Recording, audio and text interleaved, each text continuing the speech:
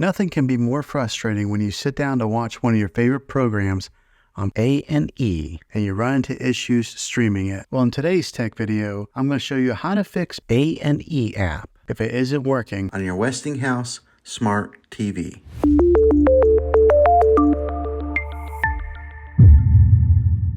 Let's see if we can fix your problems and get your A&E back up and running as quickly as possible. The first one, it's the easiest one to try, and that is to unplug your TV from the wall outlet and wait 60 seconds. Now don't be impatient here. Wait the whole 60 seconds, then plug it back in. This is very different from turning your TV on and off with your remote control. This is what we call a hard reset of your TV, so make sure you do this method. If that doesn't work, then find your router that is giving you Wi-Fi and unplug the power to that for 60 seconds. Then plug it back in. If it fixes it, great. If not, let's go ahead and move on to the next method. Try deleting A&E on your TV. Go to wherever the apps are located on your system and remove the app altogether. Then reinstall A&E again. After you reinstall it, you might have to log back in with all of your credentials, but hopefully this will work. And if that doesn't work, then I recommend buying an affordable Roku stick, Fire Stick, or Apple TV 4K and plug that into your TV and use that as your main streaming player, and you'll be able to access A&E that way. I'll put links in the description down below of where you can get one. There you have it, folks.